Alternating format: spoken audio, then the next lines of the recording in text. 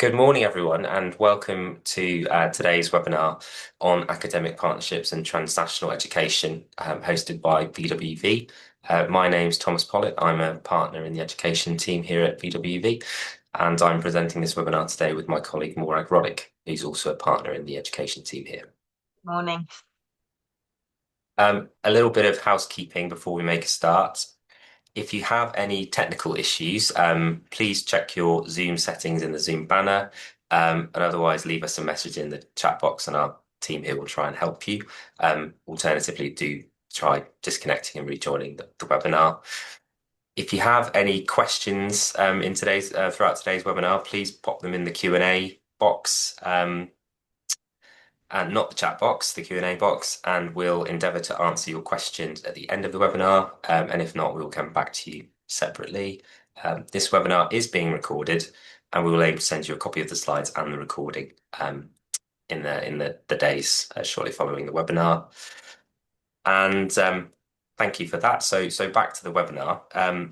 Today we're going to cover both domestic and international academic partnerships.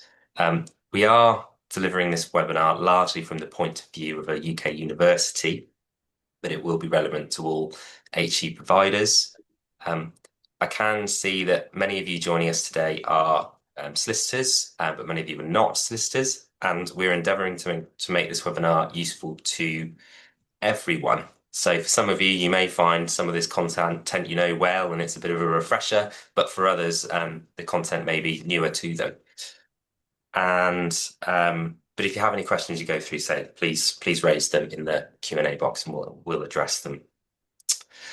We're also intending for this webinar to be topical. Academic partnerships are not new, but there's been subject to increased scrutiny from the Office for Students, the OfS, particularly subcontractual arrangements, also known as franchising.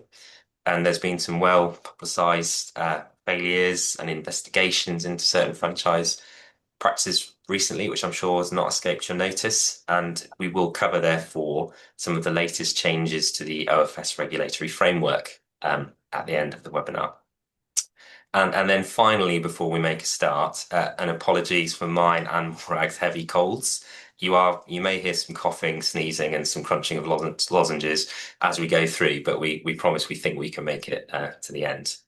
And we've got Natalie here helping us with our slides. So today we've got our agenda just on the slide there. We'll look at the basics, partnership strategy. We'll look at the collaboration agreement or partnership agreement, managing a collaboration, the OfS Regulatory Framework, recent developments, as I said, and then if we have time, Q&A at the end. So next slide, please, Natalie. Thank you. So I think before we jump into the first topic, I think it's worth spending a moment on the bigger picture. Academic partnerships are vitally important to most UK institutions, and most institutions will have academic partnerships.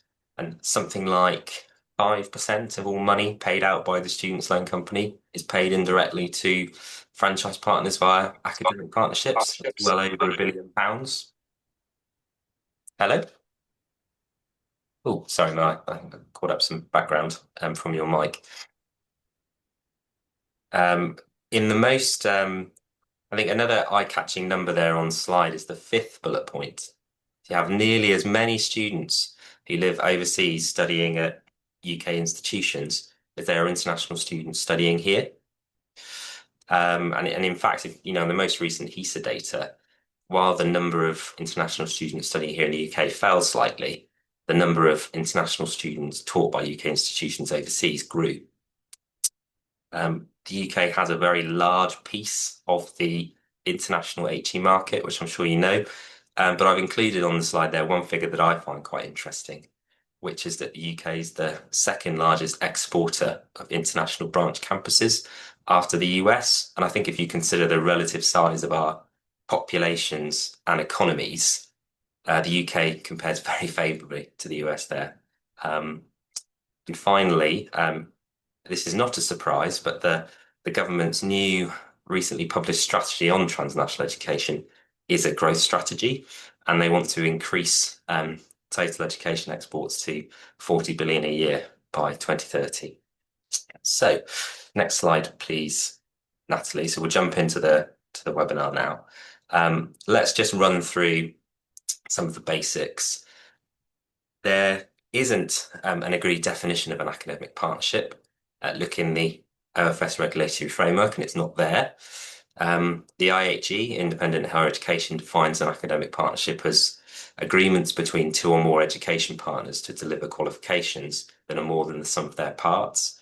I'm not sure this definition fully captures all partnerships that you will be doing within your institutions, and I would tend to use the definition myself of an agreement for the collaborative provision of education between two or more institutions. But I think the point to note today is that implicit in that is that we're not looking at research collaborations, partnerships here. And inevitably, there will be a legal disclaimer. We refer to partnerships in this webinar, and we're not referring to the conventional use of the legal term partnership for us as lawyers, which can be a specific type of business arrangement or legal entity. That's not how the term partnership's used within the HE sector. So for this webinar, we'll follow the HE sector and use the term partnership, but we may also use the term collaboration interchangeably.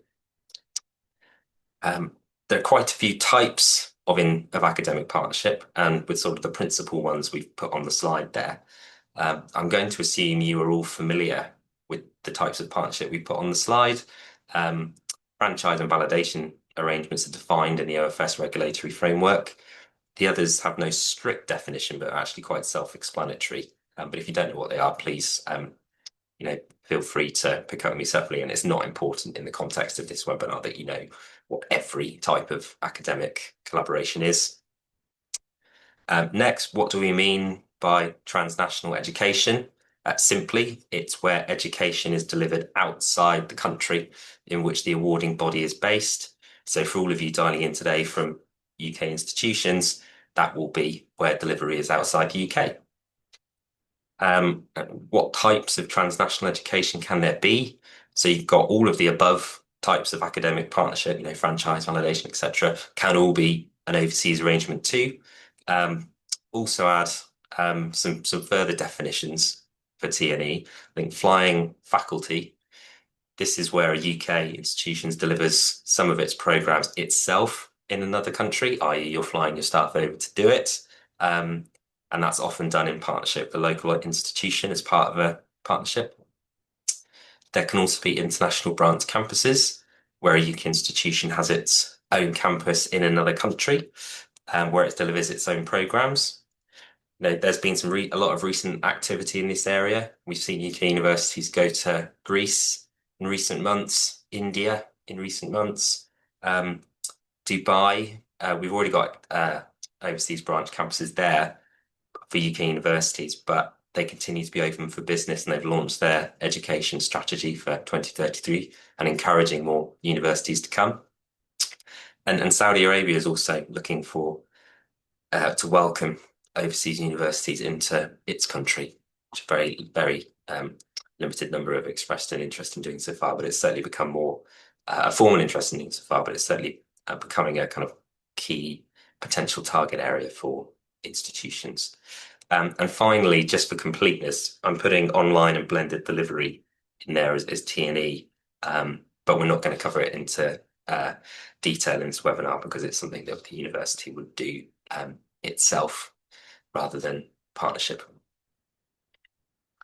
And just finally, the type of collaborations, partnerships just mentioned, it's not an exhaustive list. There are many ways in which two institutions can collaborate together.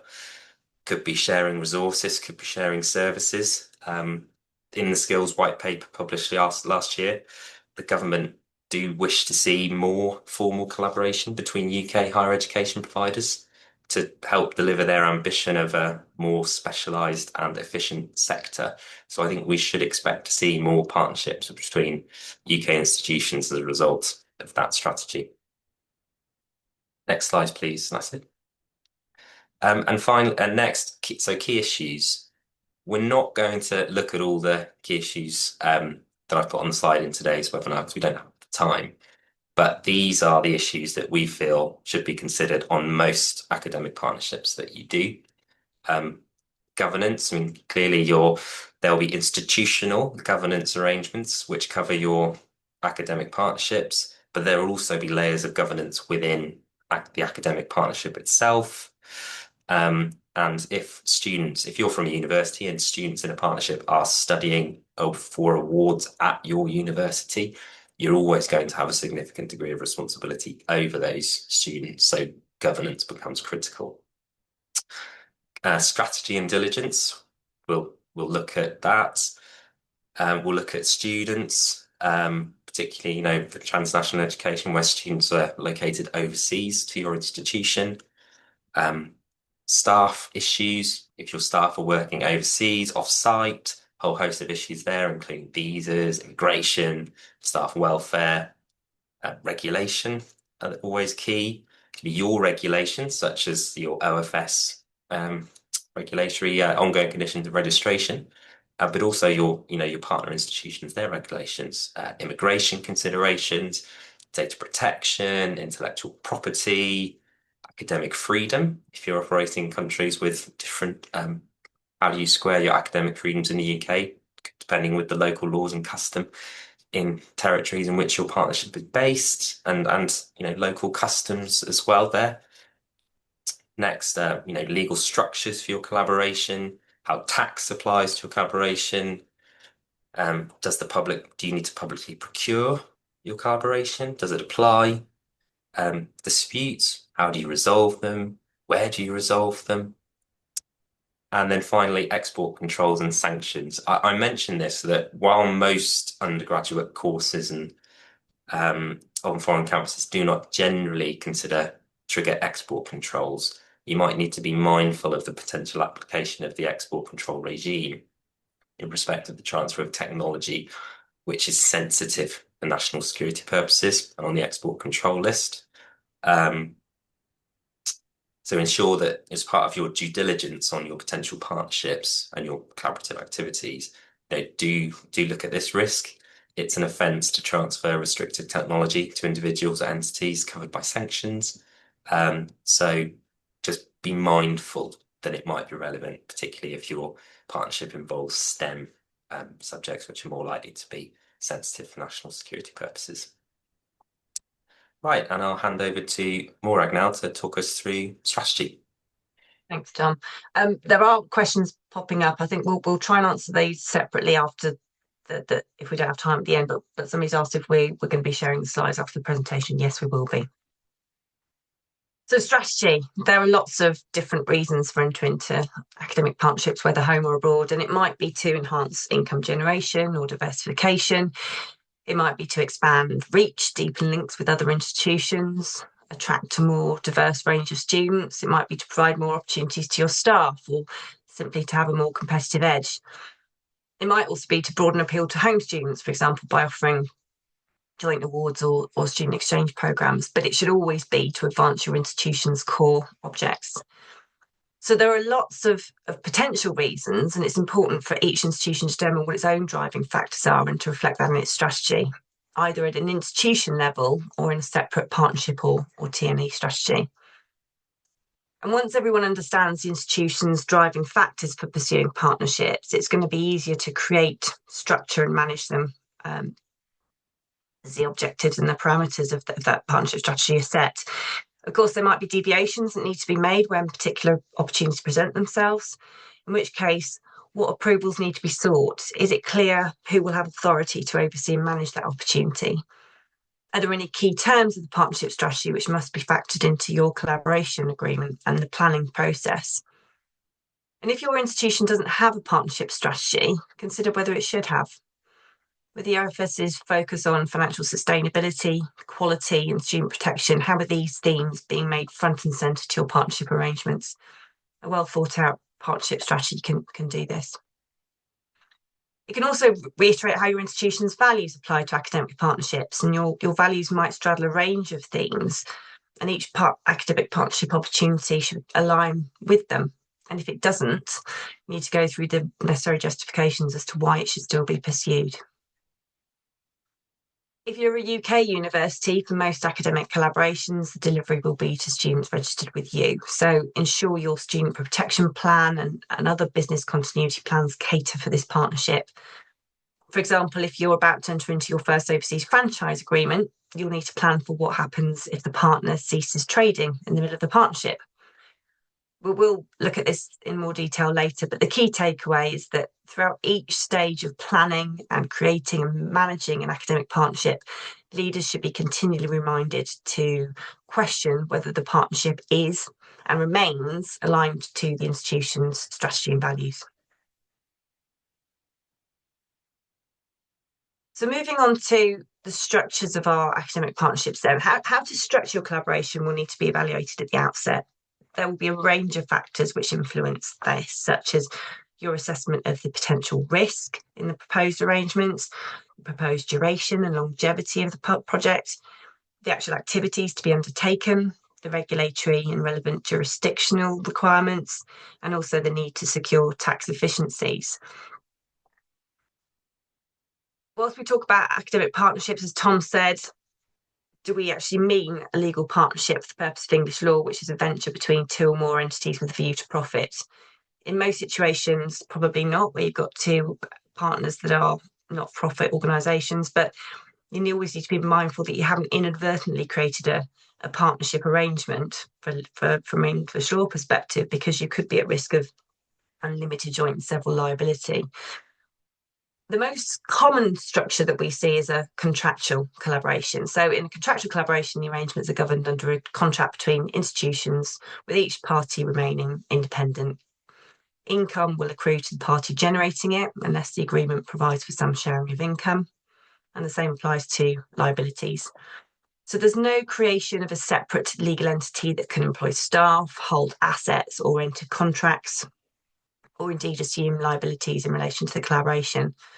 So each party must contribute its own assets and resources and incur liabilities on its own account. To the extent that the collaboration needs to engage with third parties, such as students or suppliers or funders, one or both of the institutions will need to contract with that third party. Now, if there's only one of the partners that's contracting on behalf of the institution, it will want to ensure that any liabilities it incurs as a result are shared with the other partner, and the other partner will want to know that the contracting is done within agreed parameters. A contractual collaboration generally confers more flexibility than an incorporated arrangement, but an institution should always consider whether it should participate in the contractual collaboration itself or through a subsidiary company. Now, the reasons for participating through a subsidiary might be to minimise risk and liability in the collaboration for the parent institution. But in TNE, it's usually because it's not appropriate for the UK institution to hold overseas assets directly, or a UK university might not wish to bring itself under the regulation of an overseas regulator. If the collaboration will involve the engagement of new staff, using a subsidiary may allow an institution to offer different terms of employment and different, potentially cheaper pensions arrangements. And there may also be tax or structural reasons for participating through a subsidiary due to certain regulatory requirements or the requirements of overseas jurisdictions. And it might also depend on the status of the collaborating partner as well. Now, the disadvantages of using a subsidiary are inevitably the administrative cost and burden of establishing another vehicle that you have to manage and staff. You have to prepare accounts, file things at Companies House, etc. And there can also be complexities in resourcing a subsidiary where the parent is a charity and the subsidiary isn't not. And you'll have to also make sure that you're managing conflicts of interests. Now, the other structure we see a bit less commonly is an incorporated collaboration, and this involves the partner setting up a new legal entity together to carry out some or all of the collaboration's activities. They might be desirable because the parties want to ring fence liability, but usually it's because it's a requirement of an overseas jurisdiction, or because the partnership is a true joint venture with a longevity. And we often see that in pathway college partnerships. It might also be preferable for tax purposes to route everything through a separate vehicle. But using an incorporated vehicle has the advantage of its having its own legal personality. So it can hold assets, it can enter into contracts, and it can assume liabilities in its own name.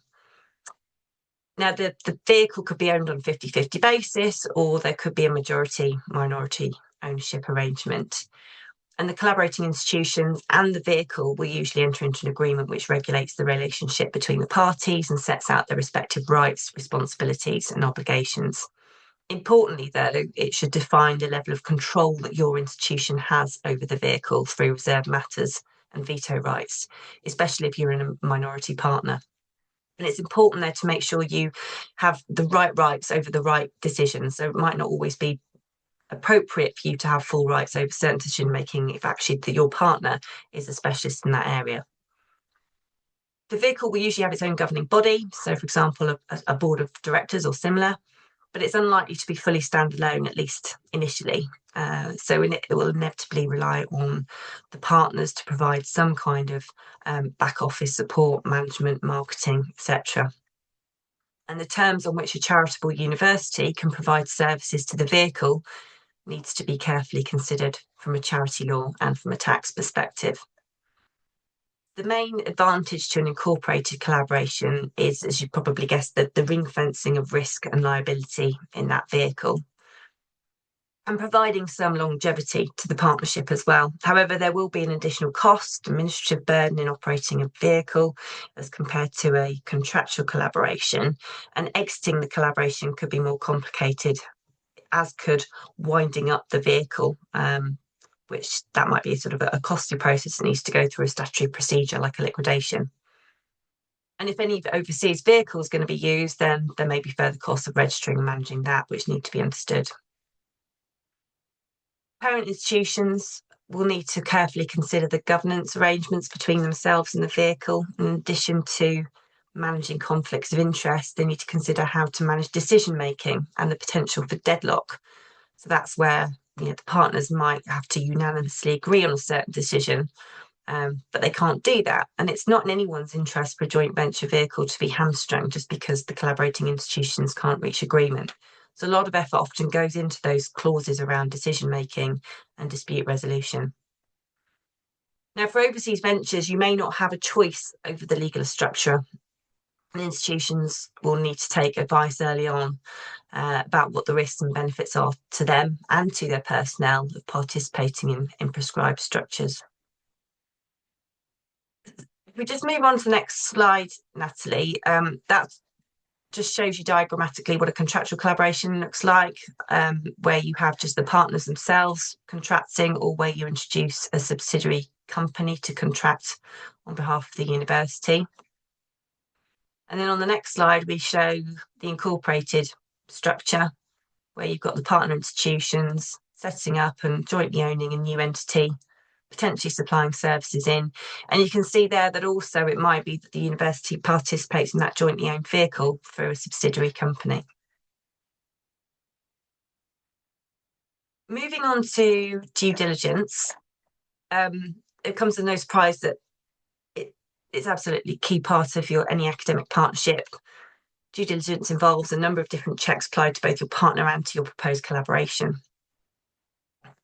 Adequate due diligence is going to be essential to enabling your institution and its governing body to make an informed decision about whether or not to proceed with the partnership.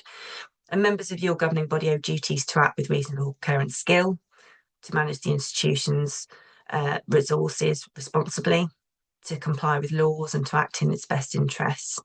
And that includes not taking inappropriate risk with your institution's assets and reputation. To also think about other statutory obligations and responsibilities, such as compliance with the OfS ongoing conditions of registration. Due diligence is an essential part of ensuring compliance with these principles and conditions.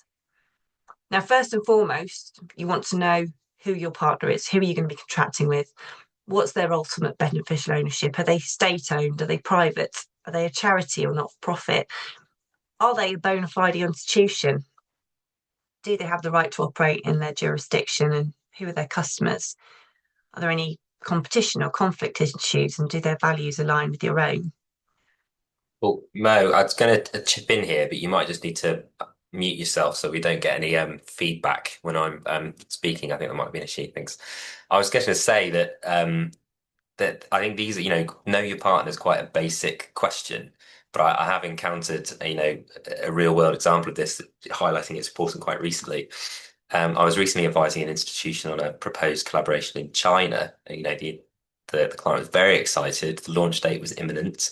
But it turned out that the partner didn't have the right legal status in China to secure the necessary approval you would need to operate the collaboration. And actually, the parties would need to find a whole nother partner. He would actually be the main real partner for this collaboration in order to actually proceed with it.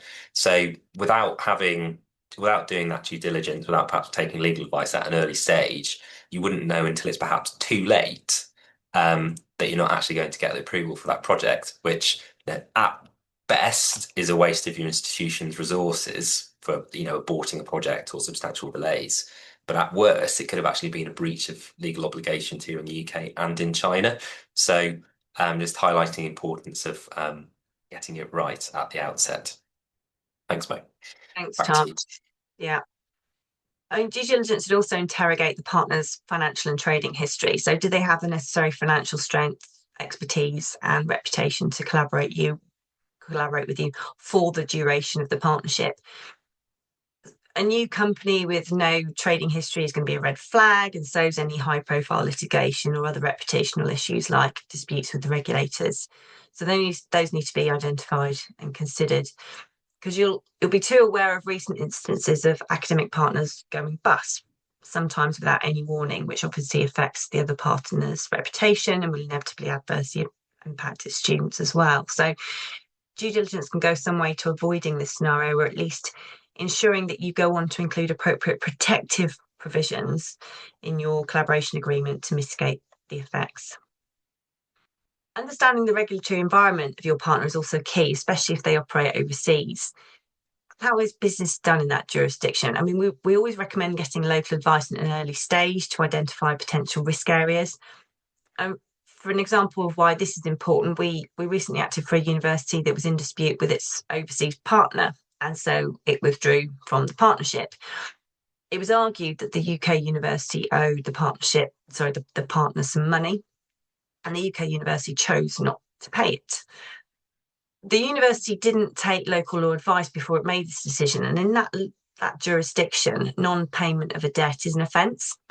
And so the VC of that university couldn't travel to the country for fear of imprisonment. So would the UK university have made the same decision had it known the consequences of non-payment of debt?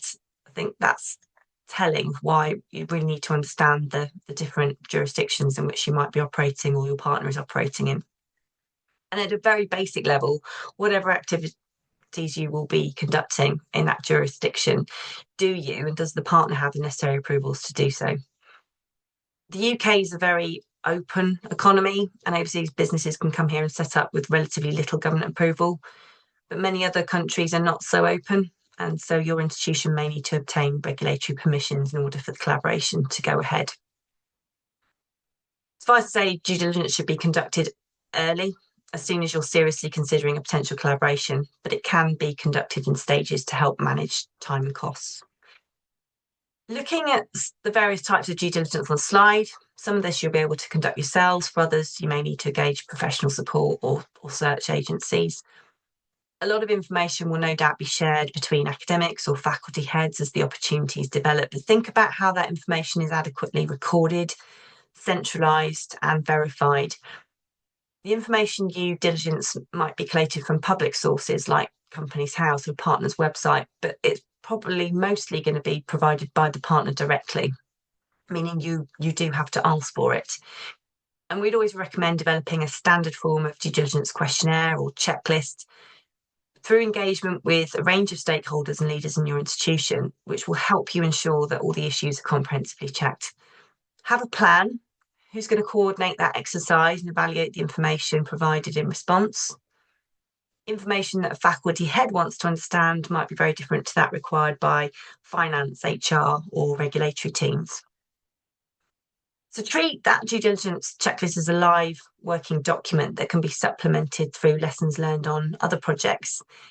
I think you need to insist that the questionnaire is completed so that key areas can be evaluated, gaps can be avoided, and governors can point to evidence gathered at the time which inform their decision making. And be wary of decisions to skimp on due diligence because the partnership is deemed to be low risk or low value. If it goes wrong, despite its size, failure could still have significant consequences for you. Note that due diligence is going to be two-way. Be prepared for your partner to undertake due diligence on you and ensure you've got robust NDAs in place in the event that any sensitive or confidential information is going to be provided.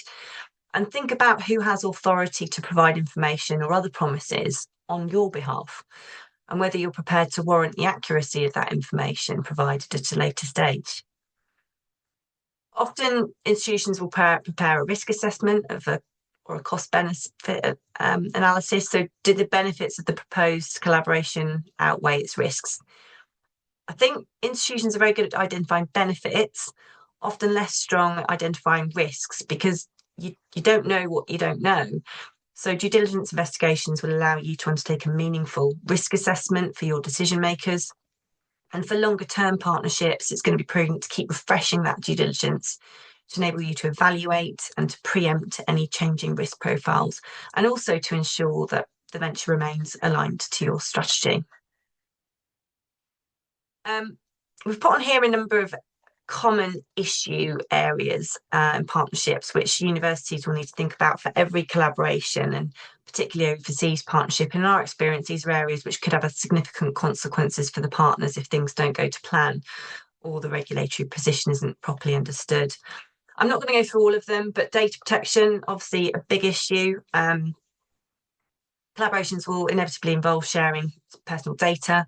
We'd encourage you to map data flows early on, understand each party's responsibility, and ensure compliance with the requisite data protection regimes.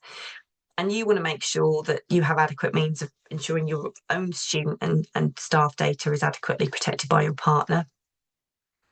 Tax is another key aspect. An institution is going to be familiar with the tax implications of its usual business, but a collaboration may not be usual business, and there could be cross-border activities you need to take into account. What you don't want is any tax surprises there. And we think IT and cybersecurity is another big area to think about. If your collaboration involves registration of overseas students, what systems will those students access? Do your IT providers and your insurers allow for this? What's the integrity of your partner's IT system like? So if we move on to the next slide, I just want to talk briefly about some of the agreements that we might see put in place before you enter into the main contractual agreement with your partner. You've probably heard of MOUs, head for terms, letter of intent, different names for the same thing, usually a non-binding agreement recording the principal terms of the proposed collaboration agreement. And it might also cover the issue of costs in the event of the breakdown in negotiations between parties. But I think getting both parties buy into the key collaboration terms is a really important step in the early stage, but certainly managing costs and avoiding disagreement in later on in the process. Be absolutely clear, though, whether the terms are indeed legally binding or not, especially if you're dealing with overseas partners or overseas jurisdictions, because something you thought wasn't binding and just a statement of intent could in fact end up being binding, and you'll have to comply with it. We mentioned confidentiality agreements and NDAs to ensure the parties maintain standards of the protection of the other party's confidential information. These should be legally binding. Although be aware that if you're looking to enforce confidentiality terms in some jurisdictions, that can sometimes be challenging. And best advice is just to be very wary about the information that you're sharing with your partner in an early stage. Exclusivity terms seek to secure exclusivity while you're negotiating. So often for a short duration, it prevents one or both parties from negotiating with a third party for the same or a similar collaboration for a period of time. So this is different from ongoing exclusivity restrictions, which may operate for the duration of the partnership, which, for example, will be your exclusive partner in China. So that's the preliminary stages. Let's move on to the terms of the collaboration agreement itself. Yeah, thank you, Mo. So yeah, we've put on the slide here a list of key terms which are going to and should feature really in practically every academic partnership that you do, and we'll look at some of these in more detail over the next few slides. And we'll try to endeavour to explain to you why these are key in your collaboration agreements rather than going through a explanation as to exactly what they are, because I think we should all be familiar with them. So, and next slide, please, Natalie. Yeah. First one is who's the parties to the contract. Make sure that everybody that's part of your collaboration is actually bound in some way. So that includes academic institutions, but it could also include financial sponsors, funders, and industry partners. And if you're dealing with subsidiaries or group companies that might not have sufficient financial standing, try and join in parent companies or seek parent company guarantees. Um, Tom and I recently encountered a proposal for a joint institute in China where the financial sponsor was proposed as a party to the collaboration within the UK institution, but not actually any academic institution in China, which was going to be fundamental to receipt of regulatory approval in China. So that just shows you that we want to make sure we've got the right people bound into the contract. Conditions precedent. So that's what needs to happen before the contract or parts of the contract become effective. This could be a regulatory approval. It should be the approval of your governing body, but you need to set out what happens if the conditions precedent aren't met by a set timeline. You know, does that mean the agreement terminates? Do you renegotiate? And what happens to aborted costs? I think this is really important because in some jurisdictions, it's going to be a criminal offence to operate without requisite approvals in place. So these CPs are really an important risk mitigation tool and might keep your VC out of prison. I think most TNE will require some kind of regulatory approval in our experience. Warranties, you probably know what these are, statements or promises that can give you a remedy if they're broken. I think just bear in mind that some of them are given at the outset, but some of them you'll want to persist for the duration of the contract. So you probably want your partners to warrant the accuracy of due diligence information that you're relying on, and you probably want them to make sure that they're got all the regulatory approvals and they have adequate staff and resources at all times during the terms of the collaboration. So we're not going to go through all of these. So we're just going to pick out certain ones. So if we go on to the next slide, please, Natalie. Thanks, Mo. So yeah, indemnities, always a popular topic in partnership agreements. Um, they're essentially a contractual tool to allocate risk between the parties. Um, and I think they're often seen by universities as a very strong remedy, a better remedy. But I think just I'd put some challenges to you about that, which is I think the first one is that legal protection should not replace due diligence. Often you see institutions thinking, oh, we've got a risk, we've got an indemnity there, or we haven't looked at something, but it's okay, we've got an indemnity. Often your best remedy is not getting into the contract in the first place or getting out of a contract quickly and cutting your losses. So don't place too much reliance on indemnities. Also think about the financial standing of the person giving the indemnity. If they don't have any money or assets, then the indemnity they're giving you is pretty worthless. Also consider your ability to enforce and the costs of enforcement. If it's an overseas partnership, think about your ability to enforce an indemnity claim overseas. And also, and irrespective of where it is, think about the costs of doing so. Sadly, legal actions are not cheap. So just bear that in mind when thinking that, and don't fall into the trap of thinking that an indemnity can necessarily solve all of your problems. Moving on to term or duration of a collaboration agreement, I think we all understand what that is. And I would just say be wary of long-term contracts or indefinite contracts without appropriate break rights or the opportunity to walk away, terminate. Beware automatically renewing collaboration agreements. I mean, we're going to go on in this webinar to talk about sort of exiting a collaboration and how you manage that. It's important, I think, to always give yourself an appropriate time to walk away and not get kind of trapped into a long-term contract without thinking about it. And finally, on the slide, obligations, who's responsible for what? We're doing this, you're doing that. I often find actually that's quite neglected. We'll often structure our collaboration agreement where we put, schedules where the institutions can record the detail of who's doing what. And you'll find that, these are sort of filled in at the end, and perhaps they're actually quite short and lacking a bit of detail. But actually, I challenge institutions to look at uh, how you record your obligations is a really good way of mitigating risk. I mean, this is detailing how you're potentially spending, millions of pounds potentially of student fee income.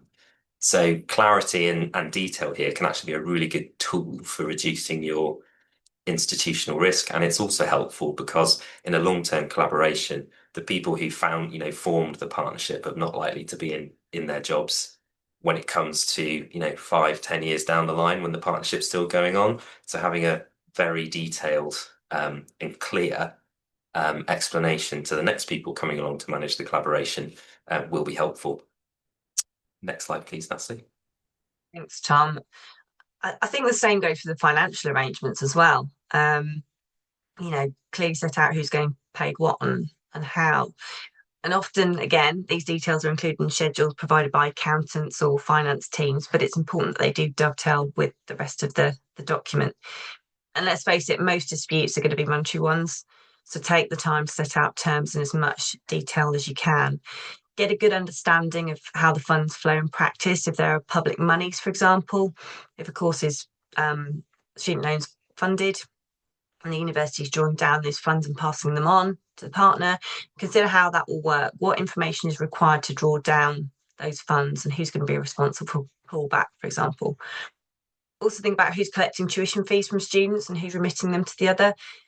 Think about your institution's exposure, particularly if you aren't collecting tuition fees directly from students, because you're going to be more at risk because you're not the one getting paid directly.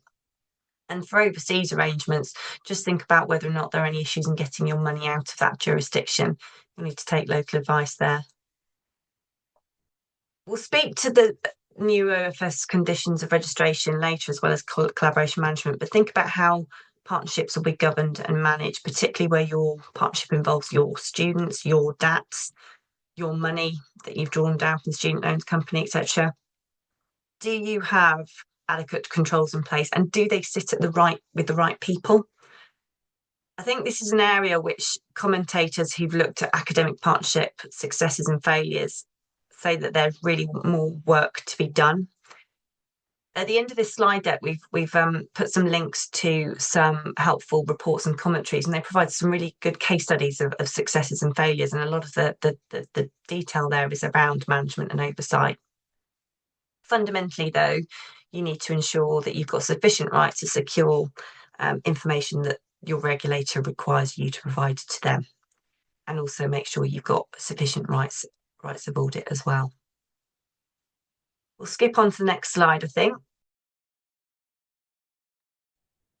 Thanks, Mo. Yeah, compliance. And I mean, this is an area I think where universities and their own, template collaboration agreements are usually pretty good about ensuring that their contracts have the necessary compliance, both with, with laws and regulations, but also with academic standards and policies. And I know all of UK universities treat, their academic quality and standards extremely seriously, which is great. So therefore, I think I just put a word of caution around compliance, which is be wary of moving targets. If you have, obviously law can change and you have to deal with that. You can't control that. But if you have in your contract comply with the following policies, comply with the following academic standards, those can change. And if you're a university and your partner has to comply with your standards, that can suit you to be able to change your policies. And therefore your partner just has to comply with the new policy. But if it's the other way around, be wary of that moving target, because a partner changing a policy that you have to comply with might have cost implications for you, might have risk implications for you. So just be aware of that when you're agreeing to compliance, because it's quite easy, I think, for the parties just to say to each other, yes, of course, I'll comply with all the relevant policies and procedures, etc. Just, be careful. On termination, I think it goes without saying that your contract should be robust here. You should, like I said before, I think give yourself an opportunity to, at regular intervals or on appropriate notice to walk away without giving for any reason or without cause, and also ensure that your contracts have a generally robust suite of provisions that allow you to terminate for cause, but also that address any specific risks that you might have identified during due diligence. For example, the withdrawal or failure to renew a specific kind of regulatory approval. And I think just an observation as well on termination rights. I think sometimes universities will seek very short termination rights that can be exercised without fault, without cause. And that can be seen as offering protection against a bad collaboration because you can exit it on quite short notice. And that's true, but it's not necessarily appropriate in every case, particularly where your partner is perhaps making a substantial upfront financial commitment as part of the partnership. And I've actually seen this issue stop collaborations. It might make your university less competitive if you're working with a partner who's maybe considering doing something with one or more, one of a number of UK universities. So, you know, and then finally, just be careful and don't think that, have some flexibility about your standard approach to termination, depending on partnership circumstances. And the final thing I want to say about termination is always remember the university's termination date is not necessarily the same as the date on which the university has to stop performing under the contract, as in the true termination date, and we'll come on to that next when we talk about exit. So on the termination or exit of any kind of collaboration, planned to exit or unplanned exit, you've got these options which are, teach out options, allowing students to complete the course with your partner, step in options where the university can come in and take over that delivery, or perhaps transfer options where a new partner can come in, or actually a new university can come in to ensure students can transfer onto another course, complete their studies. You'll most often see teach out as the sort of the most popular option. And therefore, that could be several years after the actual termination date of your contract, depending if your students are on multi-year programs. And the reason teach out is popular is for reasons, I think, of practicality, possibility and cost. If you're exiting an overseas franchise arrangement, can the UK university step in itself to take over that delivery? Possibly not, maybe, but probably certainly at quite a high financial cost. That's been famously reported that some universities here in the UK have more franchise students than they do directly taught students. So what capacity does a university to have to take on students if there is a partnership exit on one of its franchise providers, if there's a failure? Now, what if you're thinking about a transfer to another institution? It may be possible, but what are the financial arrangements? Do you compensate the students here and ensure they're treated fairly? And Morag was talking earlier about relevant provisions like monitoring and oversight audit rights. Think about how that applies on exit too, and how it might apply differently. Um, think about the ability to withhold payments if you don't get the right information provided to you. I've been involved in a few quite dramatic partnership failures, including where there are allegations of misuse of public funds, and the contractual rights that the university has under its collaboration can be crucial for managing and resolving these issues and helping the university to look after students, which are ultimately its responsibility in most collaborations. Um, Also bear in mind, if your partner is insolvent, then teach out is not going to be possible. What do you do then? And it goes back to what we were saying right at the beginning of this webinar about your risk assessment and your student protection plan, and making sure you've thought about these issues and that they feed their way. Your assessment of those risks feed their way, are understood by the institution and feed their way into the contract. And next slide, please, Natalie. Thanks, Tom. You're probably pretty familiar with these types of clauses, dispute resolution and governing law clauses. They tend to be at the end of a long collaboration agreement. So in my view, they're not usually paid as much attention as they probably should be. And these clauses are important and they do deserve attention, especially for TNE partnerships. You could have a brilliant contract in place with excellent terms, very protective terms, but it falls at the last hurdle because you can't enforce its terms or they mean something slightly different in another jurisdiction. Think about the nature of the disputes that might come up and how they might best be resolved. So expert determination might be cited, but that's probably going to be best for financial disputes. Other disputes might be best resolved through mediation. Be particularly wary of mandatory dispute escalation processes, which means that you have to go through a series of escalations to try and resolve the dispute between you before you can secure, for example, injunctive relief to stop unlawful disclosures of your confidential information or to stop a party infringing your IP quickly. So you want to make sure you can go straight to that action without having to go through an escalation process first. And another thing is just whilst you can either go to arbitration or you can resolve disputes through the courts. And I think arbitration is considered generally a more costly route for resolving disputes, but arbitral awards may be easier to enforce against an overseas partner, so that's something to bear in mind. I mean, when it comes to governing law and jurisdiction, what is it? What is the governing law and jurisdiction that governs your contract? Parties will probably each push for their own country's governing law, and you may pick a neutral one. And if you are inclined to accept a governing law that's not your own, make sure you've taken advice on what the impact of that is for your ability to enforce the clauses that are most important to you. That covers off sort of the main terms of your collaboration agreement. And Tom, you're going to talk about management of the collaboration. Thank you, Maureen. Yeah, we've got 7 minutes, 6 minutes now. I think we should be fine. So I think the point around managing the collaboration is that it is a continuous cycle of management. You identify a potential partnership, you undertake your due diligence, you agree your heads of terms, or either you put your NDA in place and then you agree heads of terms. You sign your contract, you're monitoring and you're reviewing your partnership, and then you decide whether you want to bring it to an end or you want to renew it. And if you renew it, you're going back to the start and you're going to start again and undertake your DD. If it's on a renewal and it's a long-standing partner, you might do a lighter touch due diligence exercise. You might have a slightly shorter and less formal heads of terms for the renewal. But I think the principle's the same. A due diligence and risk exercise and a risk assessment that's 5 years old, 10 years old, is not going to be very helpful to you. So I think the key point is to just keep managing the collaboration at all times and keep going through this cycle. Next slide, please, Natalie.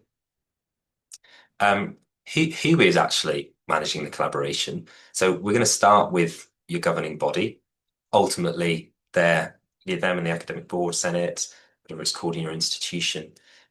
They're responsible ultimately, and they will delegate down to executive leadership functions, committees as appropriate as part of their management. Your institution has ongoing conditions of registration in the OfS Regulatory Framework that apply to management of collaborations, and your collaboration agreement should facilitate your institution meeting those conditions. So you need to effectively govern your institution, and that includes your institution's partnerships. Academic partnerships can touch on their provider's ability to comply with their conditions of registration. There are also events that could occur relating to your partnerships, which could be reportable to the OSS. For example, termination of a partnership, which involves a contract change for students, or investigation into financial irregularity, for example. A provider's student protection plan must make provision for your students which are taught in whole or in part by an academic partner, including students who are taught overseas. And a student protection plan is about ensuring students can continue and complete their studies or be compensated if that's not possible. If something like, a course or a campus or institution closes, all registered providers must have a plan, and that is a plan approved by the OfS. Your institution, therefore, as part of its plan, will need to assess risks to students, which are other subjects of your partnerships, and include measures for ensuring continuity of study or transfer to another institution. Now, your risk assessment has to include your assessment of the likelihood of those risks crystallizing and the severity of the impact of those risks on students. And it should include the measures that the institution would take to mitigate those risks.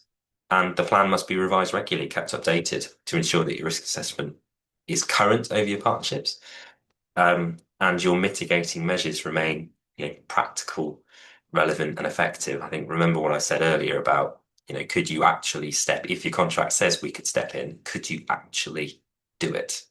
Could you step in and take over teaching for an overseas provider that fails? Next slide, please, Ashley. Thank you. Um, so just a quick reminder on franchise provision, which is also known as a subcontractual arrangement, which can be domestic, can be overseas.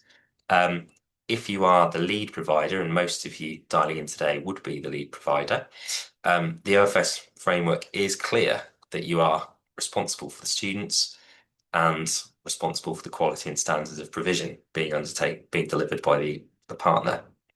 You must have reliable accountability mechanisms, which you can demonstrate to the OfS to protect the quality of your provision.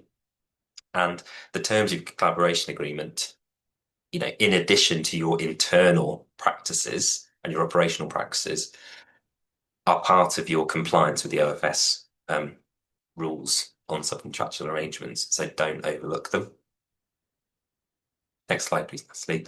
And just some very brief points on what happens if your institution, if there is a failure of one of your partnerships, don't panic. It is going to happen at some point. And actually not getting to grips with the failures could often be worse than the failure itself. Take legal advice.